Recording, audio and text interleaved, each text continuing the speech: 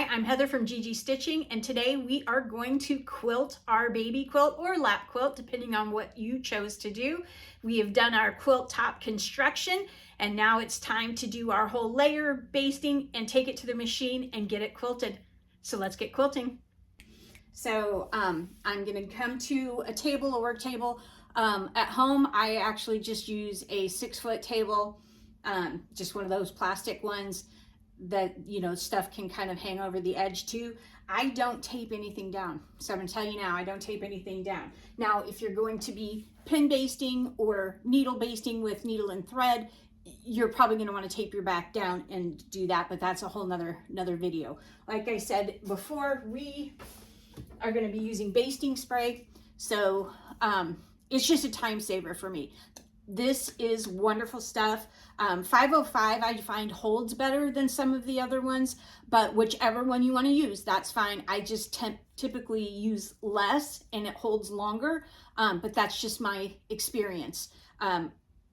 It's been a long time since I've tried another brand. They might be better now. I don't know. I just know that for our climate, humidity, things like that, this has been the best one.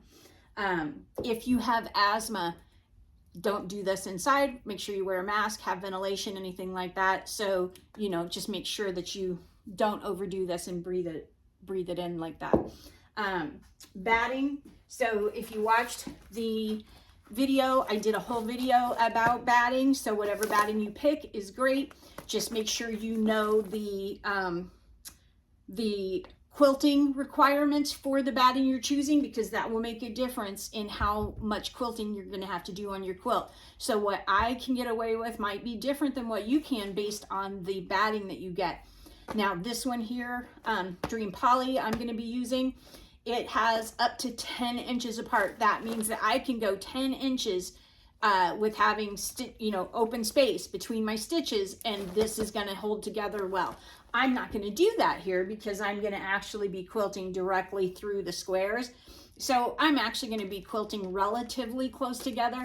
Some battings, it's 3.5 inches. So just make sure you pay attention so that you know what you're going to have to quilt for your batting, okay?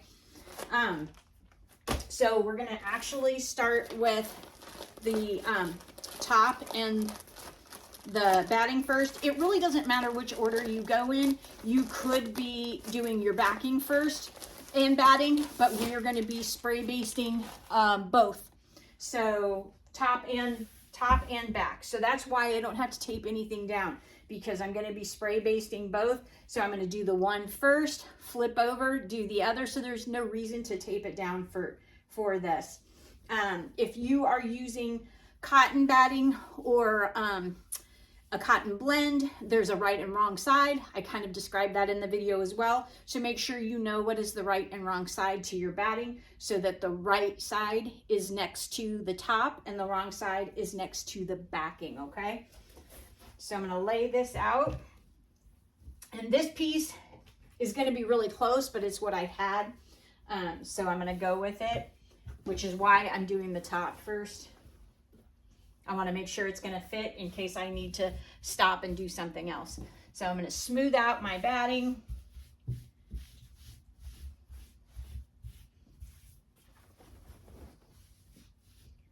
Make sure there's no big folds and creases. Now you're going to be working them out as you baste it anyway, but it just helps to start it.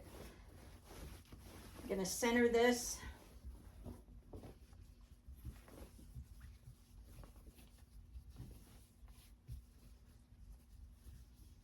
Make sure that I have it. Like I said, this one's going to be close. Make sure I have it fairly centered already.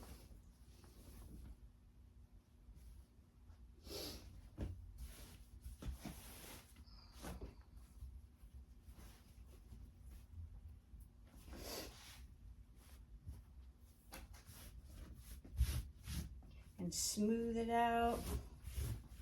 Make sure there's no folded seams underneath there.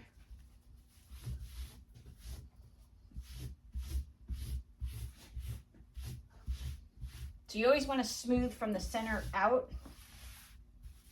and either up or down.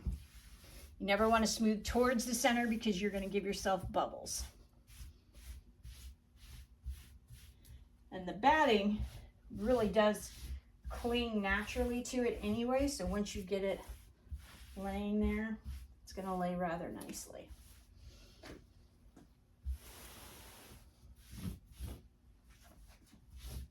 This is also a good time that you can double check. Make sure you don't have any strings hanging out. See if you need to lint roll it.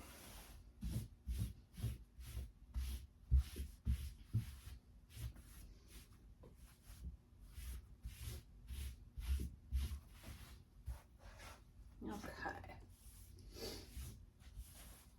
And that's looking fairly good. So I'm going to start up here.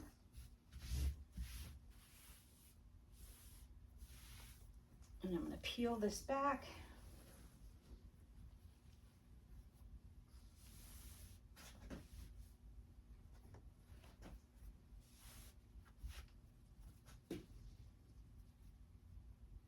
Okay. You're not going to do too big of a piece at one time, meaning you're not going to do half of a quilt at a time. So you're going to do a manageable piece. So I would say this is what, about 18 inches maybe. So I'm going to lightly spray the back of my quilt, and I'm also going to lightly spray my batting. So I'm going to do both.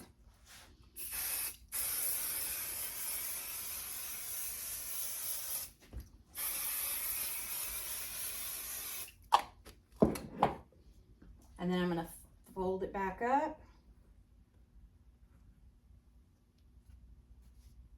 Okay, and I'm going to do that smoothing motion that you saw when I was prepping it.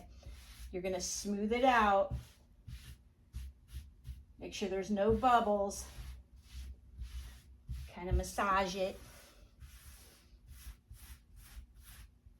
And you can lift and reposition.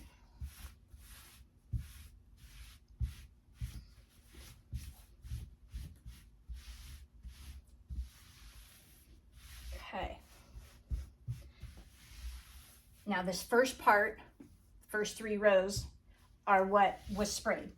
And so that is down. That means I'm going to flip up now from the bottom.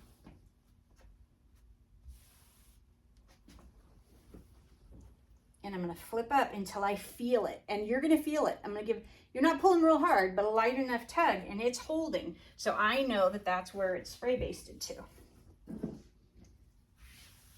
And now I'm going to do this next section.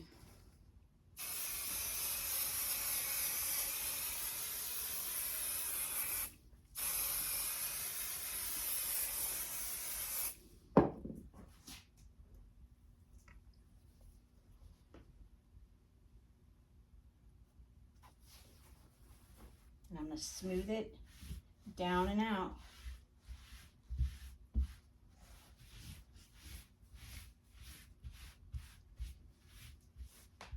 And I'm going to give this one little fold because I know that's already basted. Move it on up.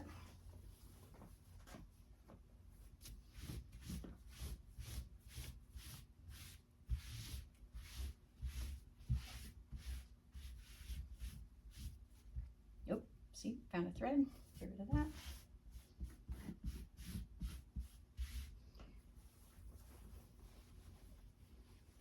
And I'm going to do the same thing. Pull up till it doesn't pull anymore.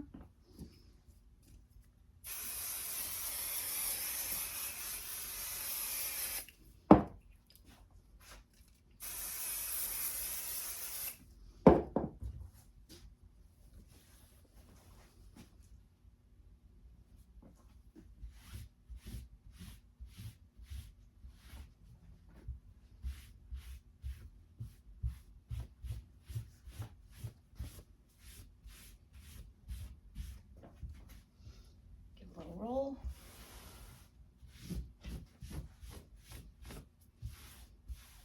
Now normally if I'm on that other table, on that 6-foot table, I can work from both sides if I need to. I wouldn't have to, once I had the top basted down, I could just walk around and work from the other side and flip toward me, or just keep doing what we're doing here, being that we're on a bigger table. I'm short, I can't reach very far.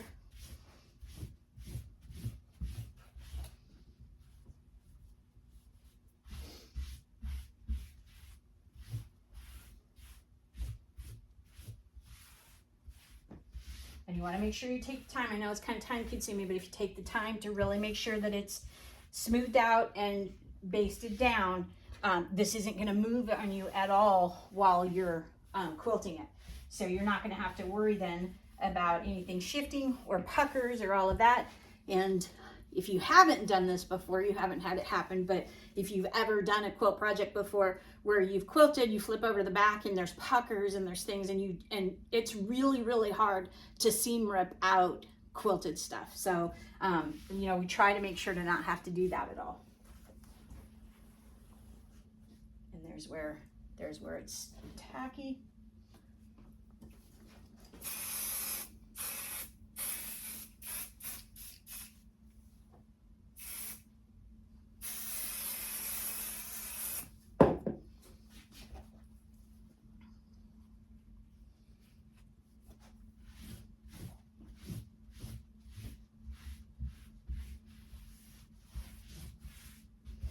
Okay, so that's the front part done. Now we're gonna flip it over and we're gonna do the exact same thing with the backing. So what we're gonna do is flip this around.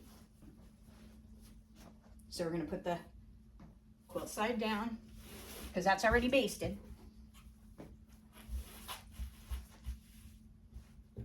And we're gonna grab our backing.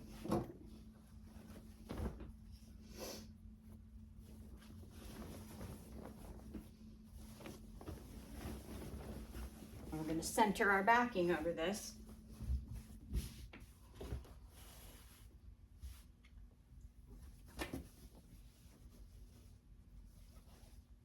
Okay, there's where we're...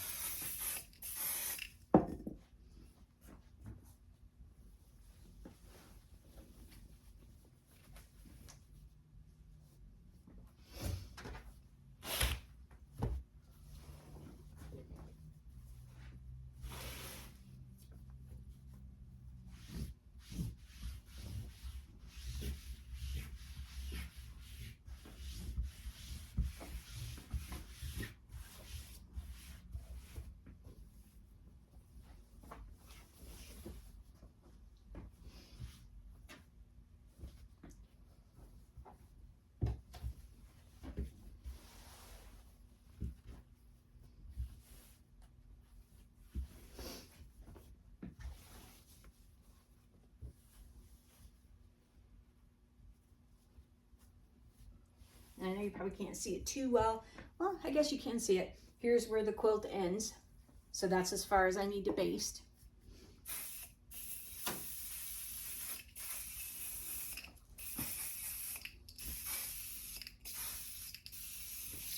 And that can is killed.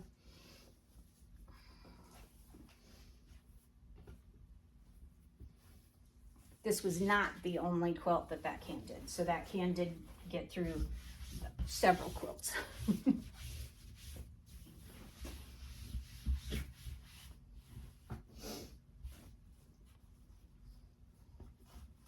I'm gonna have to go find another can. Okay, so I have to go find another can. Be right back. Okay, got the second can. Guess I probably should have started with the fuller can, but oh well.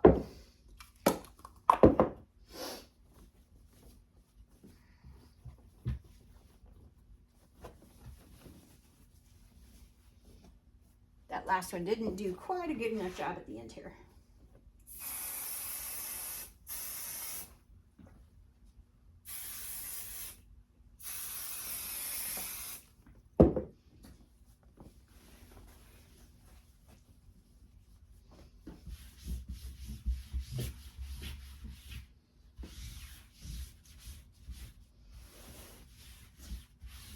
I'll check it. And yep, that's hanging on now. So now I flip it back to the front just to make sure that nothing moved while we were doing the back. One good way to know if it's secured or not. Everything looks good. It's hanging in there. So we are ready to take it to the machine. Now I am going to, before I go to the machine, because I had not trimmed this for the length, I am going to go ahead and trim that off a few inches down here before taking it to the machine. So we're going to go to the machine. We're going to put our walking foot on if you have it. We want to get quilting thread that you're going to use, and then we want to make sure that we wind our bobbin. So you want to have the same weight thread top and bottom. I'm going to use the same color. When you're quilting your own quilts, if you can get away with using the same color in top and bottom, I highly recommend that. If you're having a tiny tension issue, sorry for the pause, if you're having a tiny tension issue, you're not going to see it as much if you're using the same color thread top and bottom. If you don't want to have to mess with your tension, then I recommend that. If you use different weight thread top and bottom, you could end up with tension issues, and then you may have to mess with your tension, and then once you do that, it could be hard to get it back to regular tension when you go back to just regular sewing. I try not to mess with my tension if I can help it. And if you've never messed with your tension, I don't know that you really want to, because sometimes it's really hard to get it back in place. So we're going to go to the machine. We're going to thread it with quilting thread, wind our bobbins, or wind our bobbins first. I'm not sure if just one will do it. I think I'm going to wind 2 bobbins to start with, and then go from there. That way I don't have to wind one if we run out in the middle. So I'm going to wind 2 bobbins, thread my machine, and we'll get ready to put the walking foot on. So let's go to the machine. Okay, so I'm going to change my foot, and I wanted you to see. So this was my 1/4 inch foot, so you could see what the 1/4 inch foot looked like a little closer. And I'm going to pull my thread off while we're at it, because I'm going to be winding my bobbin in a minute. Get that out of the way. So this is the walking foot. Okay, so I know in my video about the accessories, I didn't get a close-up view. So here's a close-up view of the walking foot. So basically what a walking foot does is it's got this little arm that sits on the needle bar. So the little screw there that lets you change the needle fits right in here, and this little crab claw. And that crab claw activates these. I don't know if you can see them going up and down. So what happens is you have an additional set of feed dogs now. So these are your top feed dogs that when the needle is going up and down, that is activating these, feeding the fabric through. So you have not only feed dogs on the bottom, now you have feed dogs on the top, and you've got an even feed going on. So that's why we use a walking foot. So the little crab claw, and it takes a little maneuvering to get it on, but the little crab claw goes onto your needle bar.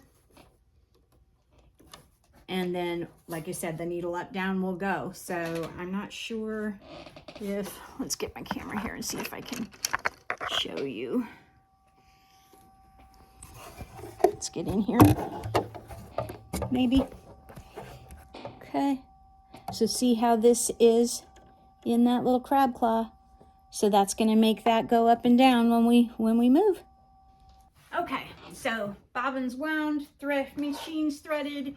We're ready to get sewing, almost. So the reason why I say that is that now we are ready to start quilting, and maybe you need to mark your quilt. These are small enough squares that, I mean, I could eyeball it, and I'm gonna eyeball it, but if you're not comfortable with eyeballing from corner to corner, because I'm gonna do on the diagonal. So I'm gonna sew from corner to corner straight through, and just keep going. It's going to be the easiest way to do it instead of trying to do anything fancy. So we're keeping this very, very simple. So you can mark, so you can use a ruler and you can draw, and you can mark with a erase mark. So this is a fine line water erase. It's blue. So it was going to show up on here fine, comes out with cold water. You do not want to press your fabric once this is drawn on there. So once it's drawn on, do not press it. If you got wrinkles or anything, tough. You need to make sure that this is out completely, or it could heat set to your quilt top. So that's just a warning. I use these all the time, but I also make sure that I get it all out of my quilt top before ever taking heat to it. So that's very important. The other thing you can do is painter's tape. So you can lay painter's tape down on the diagonal and then stitch really close to the edge of it. And then you can reposition it for the next row. And then once it's not sticky anymore, get a new one. So I'm going to go ahead and use a piece of this for the sake of what we're doing right now so that you can see that. I'm going to be going in this first square.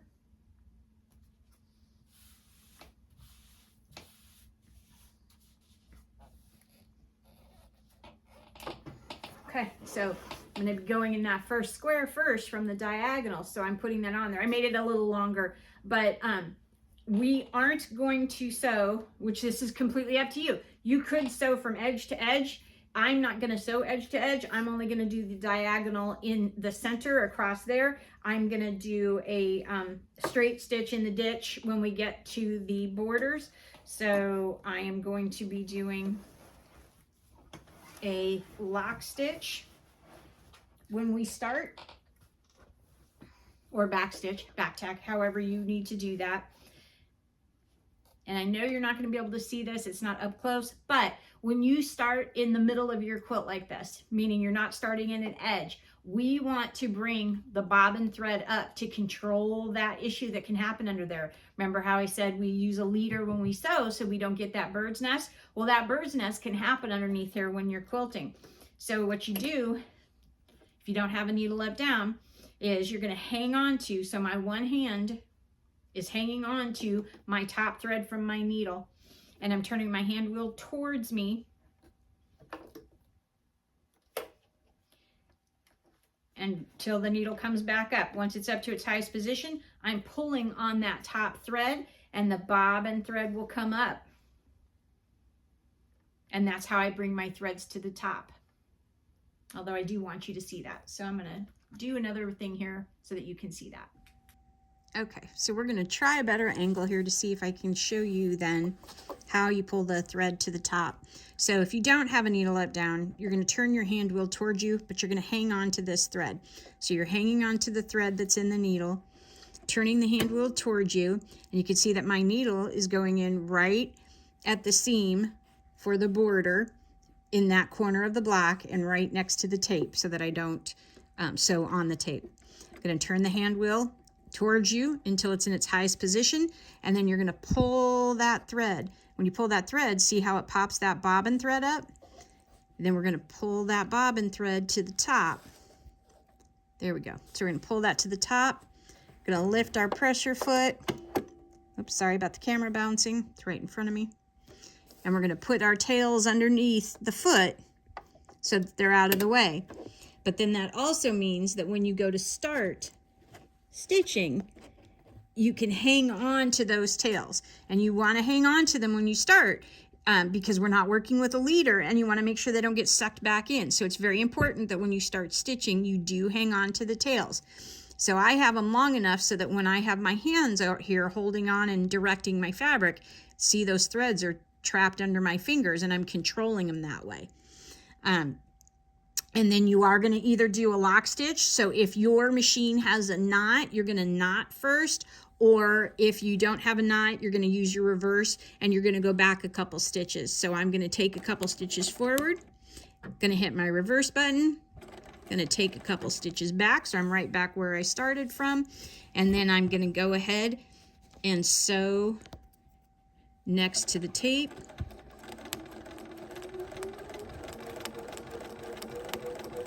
Now it's very important that when you need to readjust your hands and readjust your fabric, you stop the machine.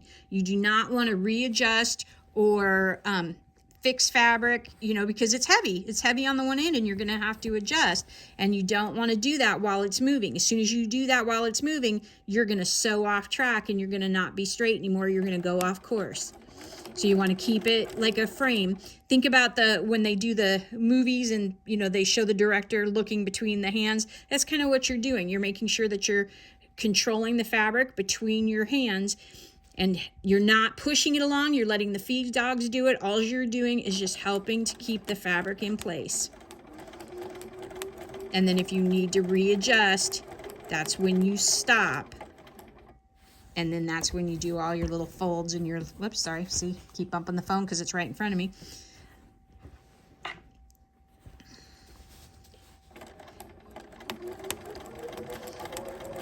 Until we get to, for me, that seam. And I'm going to stop because I'm going to quilt in the ditch and these seams later. But if you want to keep going because you're going to just grid quilt the whole thing, that's perfectly fine. So then I need to do a couple of back stitches here. Stitch forward 2 stitches because that's what I did. And then I'm done there. Whoops, got a little blurry there. And lift my needle back up, pull this out, trim the threads, and we're going to be ready to reposition the tape. See how it rode right next to the tape? So I'm going to clip this thread and clip the one underneath. Sorry for the bouncing camera. Okay, so I've got those both done, and I can clip this one up top because I don't like to keep all those threads. I don't want them to get tangled. And then I can pull this tape and reposition it for the next row. And there we go. So we're going to go all one direction, sewing in the diagonal. And then when we get done with that, we'll turn around and we'll do it the other direction. Okay, so we have that one little square done already. So technically one row. We're going to keep going. So I positioned my tape and I'm getting ready to do the next blocks. Now, if yours didn't line up that well, if your corners didn't line up perfect, if you go to use a ruler and draw a straight line and you're trying to go through all 3 blocks at one time and they're just not lining up right, don't overthink it. So don't get all down on yourself. You got to remember, practice is what makes perfect. So you're not going to be perfect right off the bat. And if you are, that's awesome. But if you're not, that's okay. What I do then when I'm planning that out is I go just from block to block. So meaning I go from one corner in one block to the next corner, and that's straight. And then my next line would be from the corner of the second block to the next corner. So I'm doing corner to corner per the block I'm in and just making everything meet. I am not trying to use a whole ruler's worth. It just won't work out for some quilts and for some people. But you still want to be able to do this. The other option would be what they call quilt in the ditch. So quilt in the ditch is literally when you just sew in the seam and you try to get in there. And because we pressed our seams to one side and not the other, we have a high side, which I explained, and a low side. So we have a high side of the seam and a low side of the seam. And the idea is that you sew on the low side of the seam and your needle is getting as close as you can to the high side of the seam, and then it kind of hides in there. So it's a little more of an invisible stitch. That can be a little slower to sew because you're really trying to make sure that you stay in that ditch, but it can also be a little more invisible.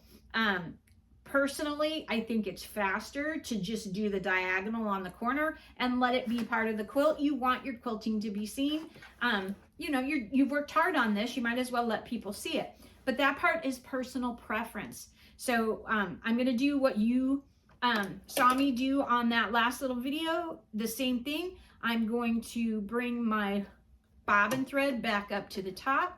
I always start my quilting like that if I am not quilting from the edge. If you're quilting from the edge, you don't have to do that because you can hang on to your tails right there at the edge. But because I am doing it in the center, starting in the center here, when I say the center, those center blocks, I'm not directly in the center of the quilt, but I'm not directly on the edge. So I'm pulling those threads to the top, hanging on to them as I start, taking a couple stitches, and then reversing a couple stitches. Now, if your machine has a lock stitch, and the lock stitch just basically does a knot, it sews three, I think like 3 or 4 times in place, that's perfectly fine. You can use a knot and a lock stitch. This one didn't have a lock stitch.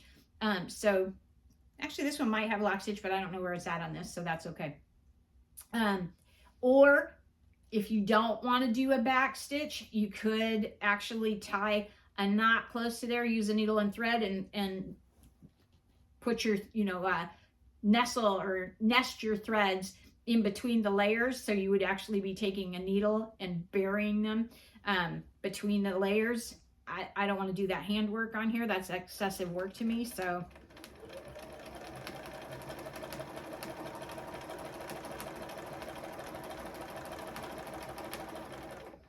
remember, stop to readjust. You want to make sure you readjust a lot. You want to make sure that everything is laying nice and flat in here.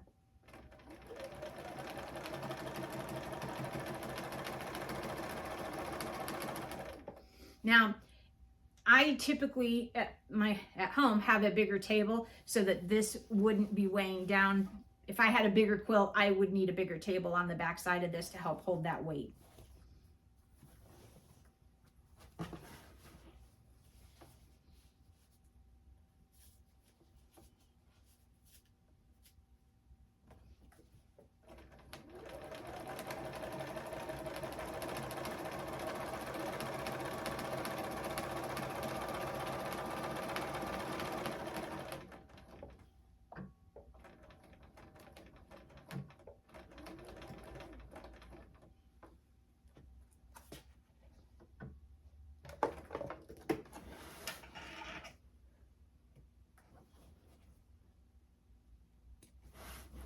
Threads.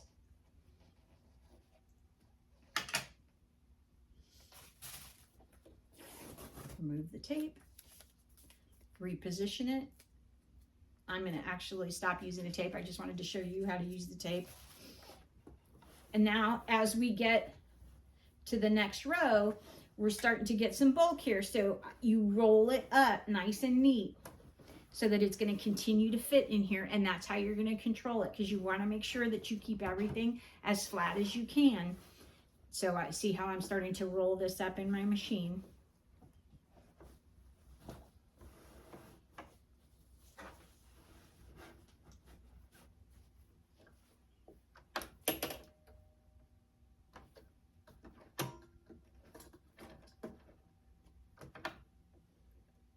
Pull my bobbin thread up.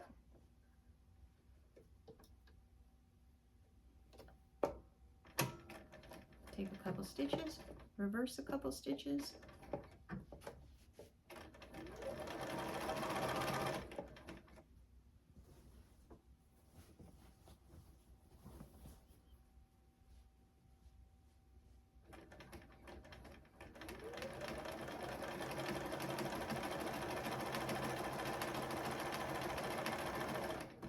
Now you notice how my hands are staying right here. You should not be lifting. You should not be holding and lifting and pulling it through. The feed dog should be doing the work. If the feed dogs aren't doing the work, you may want to, hopefully it may not do as well with a standard foot. Hopefully you have a walking foot. If you need to, you can always lengthen your stitch a little bit if it seems like your stitches are too tiny.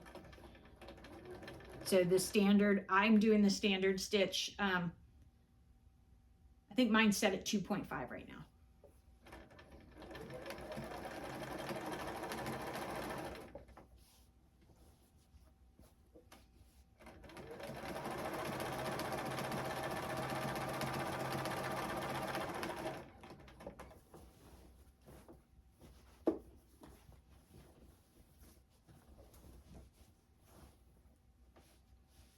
You are going to do a lot of repositioning.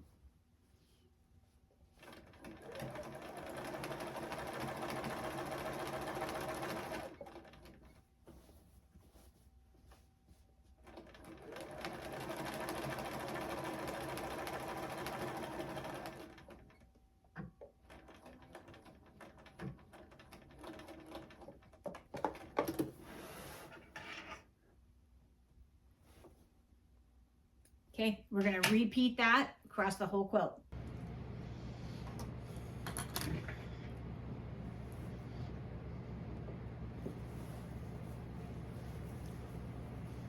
Okay, so we're just gonna keep rolling.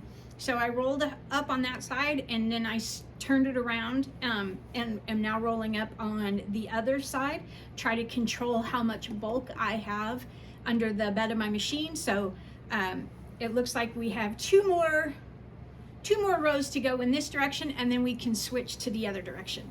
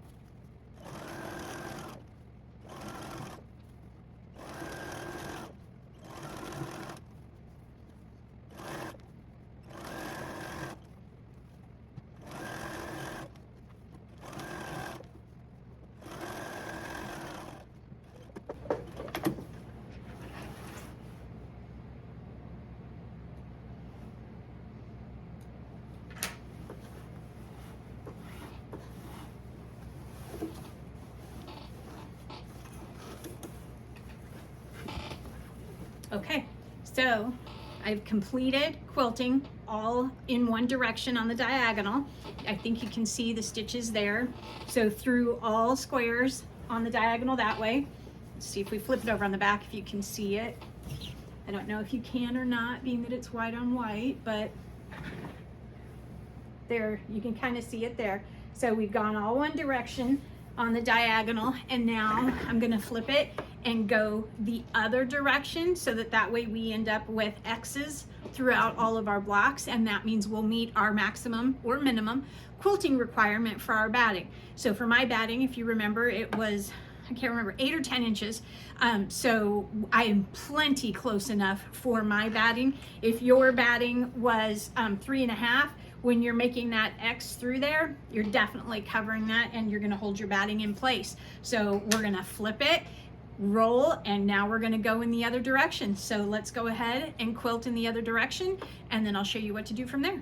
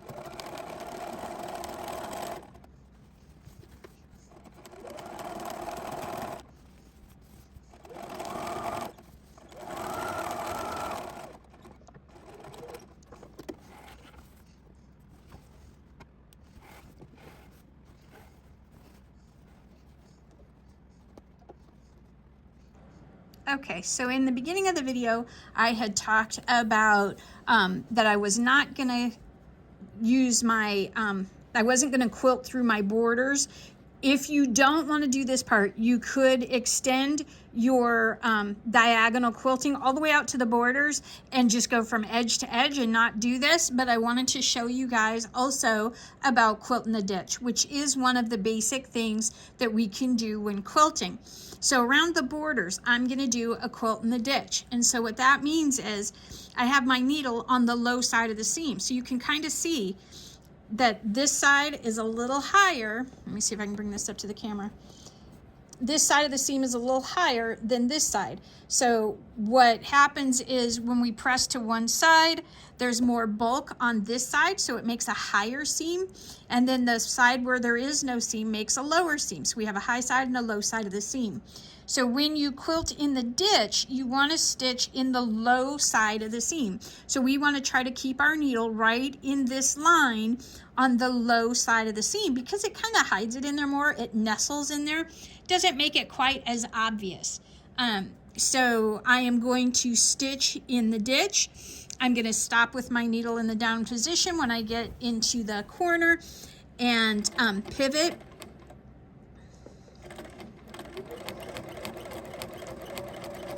And whenever you need to adjust your hands, you stop stitching, then adjust your hands. You don't let up and adjust your hands while you're sewing because you're going to go crooked. That's how you're going to end up with things that aren't straight.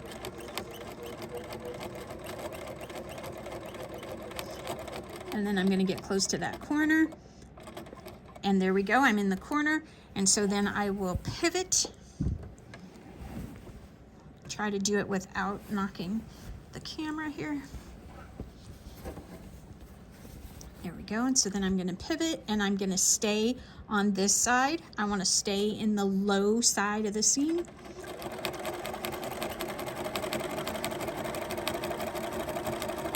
And I'm going to continue to do that around all four edges. All right. So I have completed the inside.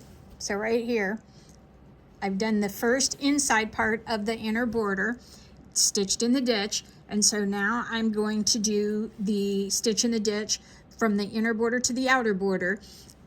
This is the high side of the seam on the yellow, the low side is here in the white, and so I'm going to stitch in the ditch.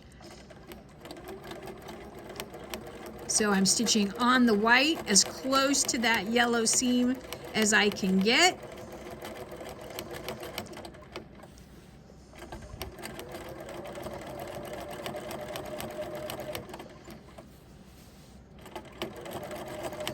When I get to the corner, I'm going to stop, needle down.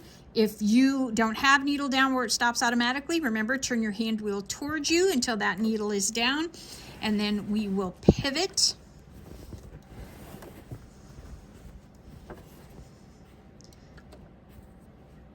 So you see how that kind of disappears. You don't really see it there. It's kind of hidden on the white. We're going to pivot and do the same thing down all four sides.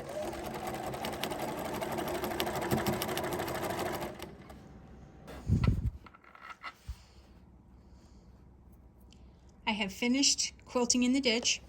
So I did here and I pivoted at this corner, so that's the inside, and then I did along here, and you really can't see. It kind of hides in there, but when you flip it over to the back, now you can see that we've quilted that down and we have stitched in the ditch. So now it'll be time to do some stitching on your outer border. So I really wouldn't need to do any stitching on here because my batting has that 8 to 10 inches of usable width between the stitches. So really I wouldn't have to do anything. I will probably tack just this stitch around the outside edge to hold everything down, but I want a quilting line in here, so I'm going to do that. If you have a batting that only has 3.5 inches, you have to have some quilting in here. So I am going to just do a straight stitch around this, and I think I just kind of want to do something maybe just right in the center. You could do multiple lines if you wanted multiple lines. I think I'm just going to keep it simple and do one line in the center, and then I will do one line on the outside just holding this down. But I need to know where I'm going to pivot on my corners, and so what I'm going to do is use my water erasable pen, and I'm going to take my ruler and I'm going to draw a line from corner to corner, so 45-degree angle, corner to corner, so that I know where to pivot when I'm stitching. Okay, so you can kind of see that, and that will come off with cool water. So I'm going to do that around all 4 corners. I think I want to do, just split this in half. And so this is 1, 2, 3, 4, 4¼ but 1/4 inch is going to be my seam line. So really 2 inches, once that's sewn together, visually will be my halfway mark. So I'm going to use my seam from my inner border to my outer border. I'm going to put my 2-inch line from the ruler there, and I'm going to draw a line on that 2-inch mark for where I'm going to sew, just so that I have a reference point and know that I'm even. So I'm going to do that, and then we'll come back and we'll sew. All right, I have the lines drawn on, so I have my 45 here in the corner so that I will know where to pivot. I did a mark at 2 inches from the seam line so that it will be divided in half. I drew on here a little darker than I normally would, just so that you could see it better on the camera. If you're using a darker fabric, you can use chalk, so anything that will give you a mark to be able to follow. I am going to sew down the outside edge first. So I'm going to basically hold all of this together so it doesn't pull in as I'm doing this, and it helps hold its shape. So we've already sewn here, and so now I'm going to go ahead and sew close to the edge here. And I'm going to do the same thing that I did in the center of the quilt. I'm going to still bring my bobbin thread up. I'm trying to still control, oops, sorry, bumped the camera. I'm still trying to control that bobbin thread from the bottom so that it doesn't do that bird's nest underneath. So I'm going to still pull that bobbin thread up to the top so that I have both threads. Start with it under the foot, and I'm just going to sew as close to that edge as I can so that I'm holding it down. Now, if you need more basting spray, do that before this. Mine is holding fairly well, so I don't believe I need any. So I'm going to do this around all 4 sides, and then I'm going to come back and I'm going to quilt this line.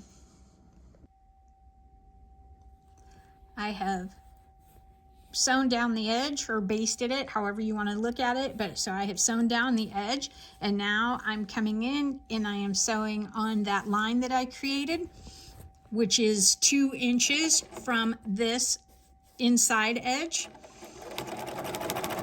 And I'm going to do this on all 4 sides. I'm just going to sew on that line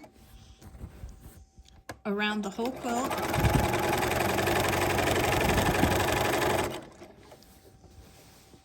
And I'm just going to kind of smooth as I go.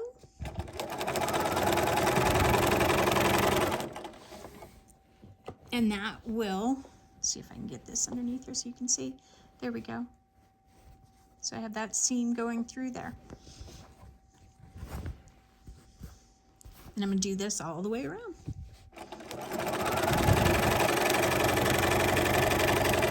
Remember, every time you adjust your hands, stop. Adjust the quilt, adjust your hands. You don't want to be going. You can put gentle pressure to help even that out.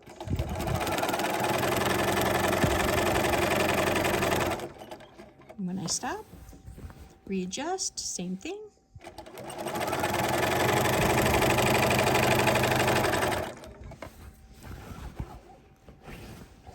You're going to do a lot of adjusting and realigning as you go, as you work the bulk through.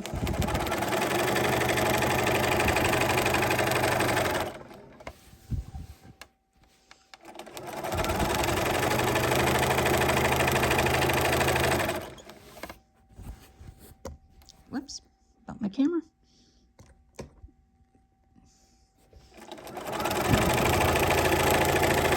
And I'm going to continue all the way around. Okay, so the quilting is done. You can see a little better on the back side. So we have, there we go. So now you can see the border there. We've got our cross hatches. So now we need to remove the lines that we drew. If you use the water erasable, the chalk will come off on its own, but if you use the water erasable, you're going to need to remove them before we get ready to do the binding. There's going to be pressing when we do the binding, and you don't want to heat set these in. So I'm going to use a mist spray bottle, and I'm going to mist my lines, and then I'm going to let this dry completely to see if they pop back or not. This may need to do it a couple of times. Cold water, cool water, you don't want hot. Heat will set it, and so I'm going to spritz all of my marks, and they will start to fade, which I was trying to see if you could see. So the corner, those already came out. I'm going to do this all the way around, and then we will be ready for the next step. Okay, we have finished quilting our quilt. Make sure that if you use the water erasable pen to mark your quilt, that you use the spritzer and get rid of those marks before we move on to the binding. We don't want them to heat set, so you want to make sure that you spritz them, let it completely dry, see if any of them pop back up. If they do, just do another spritz of cold water, let it dry. That way when we get to our binding and we use an iron to press that open, we're not heat setting those marks. If you're using chalk, you don't really have to worry about it too much. You can try to get rid of what you have, but it should come out in the wash. And so the next video, we will be ready to bind our quilt, and that will be our last one. So hopefully you're finding this tutorial helpful. Please like, subscribe, comment, ask any questions that you may have. And, hopefully you're almost done with your first quilt project. So I'm Heather from GG Stitching, and until next time, happy quilting.